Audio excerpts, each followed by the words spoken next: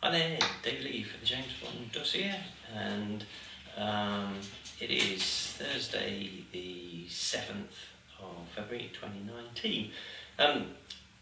Yesterday I brought you some news about Bond 25, which was that it looks like the start is going to be delayed by about a month, and the other was that the Bond 25 will be released under the United Artists label, something that hasn't happened since the 1990s with the Pierce Brosnan films. And a couple of days, well, actually a day before that, I was talking about my experience in Casino Royale.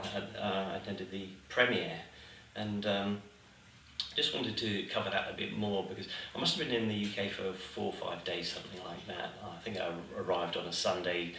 From memory, the premiere was on a Tuesday, and so I went into London on the Monday just to have a look around Leicester Square and see what was going on. And they were doing the big build up. I'm not sure they had the Aston Martin on the Monday yet, but they were certainly putting up fencing around the square and preparing everything. And in fact, they were working well into Tuesday, and they only really had it ready just before the premiere took place. But on the Monday, they were putting up this plastic sheeting with Casino Royale stamped on the side of it, which was pretty good. I wish I'd nabbed some of that. That would have been a good souvenir. It's not something that I've seen anybody has, but I guess somebody does.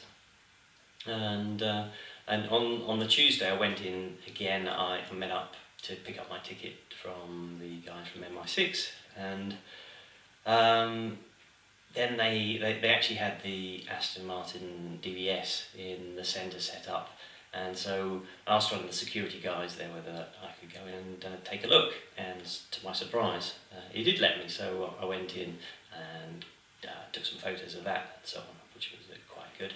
And just in the centre of London, it was just James Bond crazy. It was a new actor. They hadn't had a Bond film for 4 years, and there were camera crews everywhere. I remember going into a bookshop, and I was looking for a birthday present for my dad, in fact. But there was a Japanese camera crew in there, and they were shooting footage of the James Bond books behind them. So and it was just tripping over camera crews everywhere. And I said the other day, the premiere was a fantastic night. I met some really interesting people, actually. I